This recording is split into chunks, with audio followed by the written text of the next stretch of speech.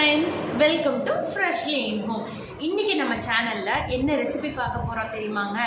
Road side கடையில சாப்பிட்ற மசாலா பூரி தாங்க செய்ய போறோம். அது சிம்பிளா வீட்லயே எப்படி செய்யறது, இருக்கிற பொருளை வச்சு எப்படி பண்றது அப்படிங்கிறது தாங்க இன்னைக்கு நம்ம பார்க்க போறோம். ஸோ இந்த மசாலா பூரியை கண்டிப்பா உங்க வீட்டில் ட்ரை பண்ணி பாருங்க, சூப்பரா இருக்கும். ஸோ வாங்க எப்படி பண்றதுன்னு பார்க்கலாம். ஃப்ரெண்ட்ஸ், நம்ம இப்போது மசால் பூரி பண்ணுறதுக்கு ஃபஸ்ட்டு நம்ம பச்சை பட்டாணியை வேக வச்சு எடுத்துக்கலாம். நான் பாருங்கள், ஒரு கப் காஞ்ச பட்டாணியை நைட் ஃபுல்லாக ஊற வச்சு எடுத்திருக்கேன். அது ஒரு கப் சேர்த்துக்கிறேன். நான் ஒரே ஒரு உருளைக்கிழங்கை 4 கட் பண்ணி எடுத்திருக்கேன், அதை சேர்த்துக்கிறேன். இப்போது இது ரெண்டையும் நம்ம ஒரு 5 விசில் விட்டு எடுத்துக்கலாம். நான் ஒரு கப் பச்சை பட்டாணி ஒரு உருளைக்கிழங்குக்கு பார்த்தீங்கன்னா நான் ஒரு 3 கப் தண்ணி சேர்த்துருக்கேன். இப்போ இந்த 3 கப் தண்ணி விட்டு இதை ஒரு 5 விசில் விட்டு நம்ம எடுத்துக்கலாம். இப்போது இது விசில் வர்றதுக்குள்ளார நம்ம மசால் எப்படி பண்ண, அந்த மசாலுக்கு தேவையான பொருளை நம்ம வதக்கி அரைச்சிக்கலாம். இப்போது மசால் பண்ணுறதுக்கு ஒரு பேனை நல்லா ஹீட் பண்ணிக்கோங்க. ஹீட் பண்ணிவிட்டு நான் 1 டேபிள் ஸ்பூன் எண்ணெய் சேர்த்துக்கிறேன். 1 டேபிள் ஸ்பூன் எண்ணெய் சேர்த்துட்டு இப்போ பாருங்கள், எண்ணெய் சூடாயிடுச்சு. நான் ஒரு ஸ்பூன் சீரகம் சேர்த்துக்கிறேன். ஒரே ஒரு பச்சை மிளகாய் எடுத்திருக்கேன், 2 கட் பண்ணி போட்டுக்கோங்க. அதுக்கப்புறமா கொஞ்சமாக 1/2 ஸ்பூன் இஞ்சி பூண்டு பேஸ்ட்டு சேர்த்துக்கிறேன். நான் சேர்த்துட்டு கலந்து விட்டுருங்க. இப்போது ஒரு பெரிய வெங்காயத்தை ரஃப்பாக சாப் பண்ணி எடுத்துக்கோங்க. அப்புறம் ஒரே ஒரு தக்காளி.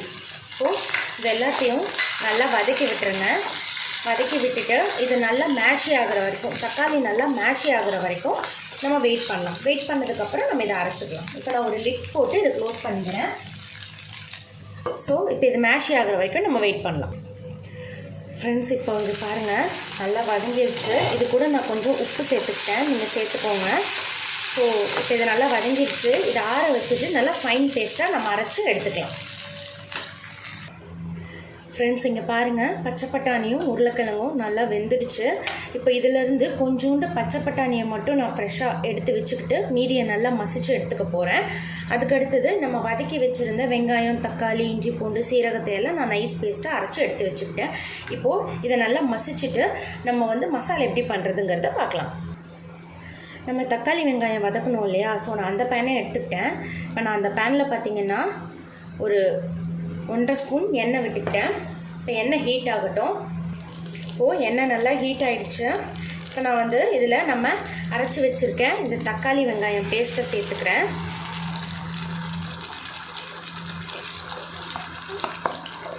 சேர்த்துட்டு நல்லா கலந்து விட்டுருங்க. அப்புறமா இதில் கொஞ்சமாக மஞ்சள் பொடி, ஒரு ஸ்பூன் கரம் மசாலா, ஒரு ஸ்பூன் மிளகாத்தூள், அப்புறம் கொஞ்சமாக சாட் மசாலா. சாட் மசாலா ஆப்ஷனல் தான், உங்களுக்கு வேணான்னா விட்டுருங்க. ஸோ இதை நல்லா கலந்து விட்டுறலாம். எண்ணெயோடு சேர்ந்து நல்லா கலந்து விட்டுருங்க. இப்போ கலந்து விட்டதுக்கப்புறம் ஃப்ளேமை லோ பண்ணிவிட்டு பாருங்கள், நான் உருளைக்கிழங்கும் பச்சை பட்டாணியும் மசிச்சு வச்சுருக்கேன். ஸோ இதில் நான் இதில் சேர்த்துக்கிறேன். நான் இப்போது பாருங்கள், இந்த பேஸ்ட்டை நான் இதில் சேர்த்துக்கிட்டேன். ஃபுல்லாக சேர்த்துக்கிட்டேன். நல்லா இந்த மசாலாவோட இதை கலந்து விட்டுருங்க. பாருங்கள், இப்போ நான் நல்லா கலந்து விட்டுட்டேன்.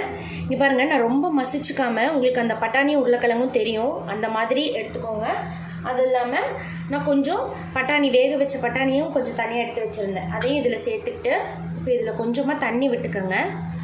தண்ணி விட்டுட்டு இதை கலந்து விட்டுட்டு ஒரு 5 நிமிஷம் இது கொஞ்சம் திக்காகிற வரைக்கும் நம்ம கொதிக்க விட்டுக்கலாம். ஓகேங்களா? நல்லா கலந்து விட்டுருங்க. இந்த ஸ்டேஜில் நீங்கள் உப்பு பார்த்துக்கோங்க. உப்பு பத்தலைன்னா கொஞ்சமாக உப்பு சேர்த்துக்கோங்க. ஓகேங்களா? ஸோ இப்போ இது இன்னும் கொஞ்சமே திக்காக இருக்குது. நான் இன்னும் கொஞ்சம் கூட தண்ணி சேர்த்துக்கிறேன். சேர்த்துட்டு நல்லா கலந்து விட்டுடுங்க. இது நல்லா கொதிக்கட்டும். இது கொஞ்சம் கொதிக்கிற நேரத்தில் நம்ம இதுக்கு தேவையான க்ரீன் சட்னியை நம்ம அரைச்சிக்கலாம். இப்போ அதுக்கு என்னென்ன பொருள் தேவைங்கிறத பார்த்துக்கலாம். இப்போது க்ரீன் சட்னி அரைக்கிறதுக்கு இங்கே பாருங்கள், நான் கொஞ்சம் புதினா எடுத்திருக்கேன், ஒரு 1/2 லெமன் எடுத்திருக்கேன், ஒரு சின்ன சைஸ் இஞ்சி ஒரு 2 துண்டு எடுத்திருக்கேன். அதுக்கடுத்தது நான் ஒரு பச்சை மிளகாய் எடுத்திருக்கேன். இப்போ இது 3ஐயும் கொஞ்சமாக உப்பு சேர்த்து ஃபைன் பேஸ்ட்டாக அரைச்சி எடுத்துக்கலாம். இப்போ இதில் நான் கொஞ்சமாக லெமனை ஸ்க்வீஸ் பண்ணி விட்டுக்கிறேன். இங்கே பாருங்கள், கொஞ்சமாக லெமனை பிழிஞ்சு விட்டுட்டு இப்போ இதை நம்ம கொஞ்சம் ஃபைன் பேஸ்ட்டாக அரைச்சி எடுத்துக்கலாம். ஃப்ரெண்ட்ஸ், இங்கே பாருங்கள், க்ரீன் சட்னி இந்த மாதிரி ஃபைனாக அரைச்சி எடுத்துக்கோங்க. இப்போது நம்ம மசாலாவும் வெந்துருச்சு. இப்போ அதை பார்த்துடலாம். ஃப்ரெண்ட்ஸ், இங்கே பாருங்கள், மசாலாவும் நல்லா கொதிச்சு ஒரு திக்கான கன்சிஸ்டன்சிக்கு வந்துருச்சு. ஸோ நம்ம இதுலேயே ஆஃப் பண்ணிக்கலாம். ஆஃப் பண்ணிவிட்டு இப்போ மசாலா பூரி எப்படி பண்ணுறதுன்னு பார்த்துடலாம். ஃப்ரெண்ட்ஸ், இப்போ நம்ம மசாலா பூரி பண்ணிக்கலாம். நான் இந்த பூரி இருக்கு இல்லையா, ஸோ நான் அதை எடுத்துக்கிறேன். இது இல்லை அப்படின்னா நீங்கள் தட்டு வடை உடச்சி எடுத்துக்கோங்க, ரொம்பவே டேஸ்ட்டாக இருக்கும். ஸோ நான் இப்போ இதை நான் உடச்சி அப்படியே சேர்த்துக்கிறேன். இப்படி இந்த மாதிரி எல்லாத்தையும் உடச்சி நான் சேர்த்துக்கிறேன். இப்போ பாருங்கள், நான் இந்த மாதிரி எல்லாத்தையும் உடச்சி சேர்த்துக்கிட்டேன். இப்போ இது மேலே நம்ம செஞ்சு வச்ச மசாலா ஊற்றிக்கலாம். இப்போது மசாலா ஃபுல்லாக சேர்த்தாச்சு. இப்போது இது மேலே நம்ம அரைச்ச இந்த க்ரீன் சட்னியை சேர்த்துக்கலாம். லைட்டாக அப்படி ஊற்றுங்க சட்னியை.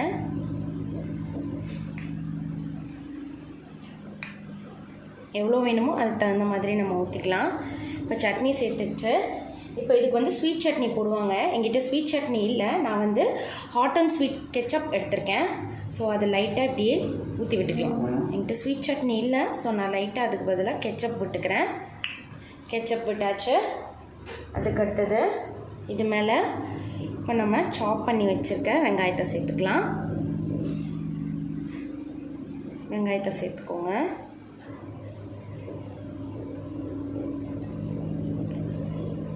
வெங்காயம், உங்களுக்கு எதனா வெஜிடபிள்ஸ் வேணும்னா நீங்கள் கேரட்டை துருவி சேர்த்துக்கலாம். இப்போது இதுக்கு மேலே கொஞ்சமாக கொத்தமல்லி. ஃப்ரெண்ட்ஸ், பாருங்கள், சூப்பராக நம்ம கடையில் வாங்குகிற மாதிரியே நம்மளுடைய மசாலா பூரி ரெடி ஆகிடுச்சு. வாங்க டேஸ்ட் பண்ணி பார்த்துடலாம். ஃப்ரெண்ட்ஸ், இங்கே பாருங்கள், நம்ம மசாலா பூரி ரெடி ஆகிடுச்சு. இப்போ டேஸ்ட் பண்ணி பார்க்கலாம். இங்கே பாருங்கள், அந்த பூரி, அந்த மசாலா, அந்த ஸ்வீட் சட்னி, சாஸ் நம்ம ஆட் பண்ணது, இது எல்லாமே இருக்குது. நம்ம டேஸ்ட் பண்ணி பார்த்துடலாம்.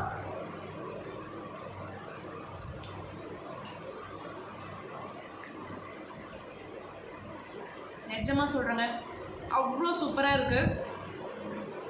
அந்த சாஸு நம்ம வீட்டில் ஸ்வீட் சட்னி செய்ய முடியல அப்படின்னா நீங்கள் அதுக்கு பதிலாக சாஸ் ஆட் பண்ணிக்கலாம்.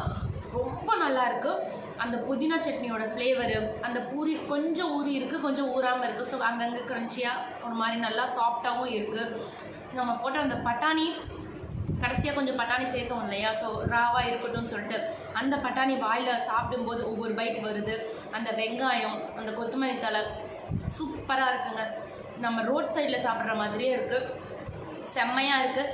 கண்டிப்பாக இந்த ரெசிபி உங்கள் வீட்டில் ட்ரை பண்ணி பாருங்கள். இந்த வீடியோ பிடிச்சிருந்துச்சுன்னா லைக் பண்ணுங்கள், ஷேர் பண்ணுங்கள். மறக்காமல் நம்ம சேனலை சப்ஸ்கிரைப் பண்ணிக்கோங்க. பக்கத்தில் இருக்கிற பெல் ஐக்கானை கிளிக் பண்ணிக்கோங்க. நெக்ஸ்ட் ஒரு சூப்பரான ரெசிபியோடு நான் உங்களை மீட் பண்ணுறேன். பாய்.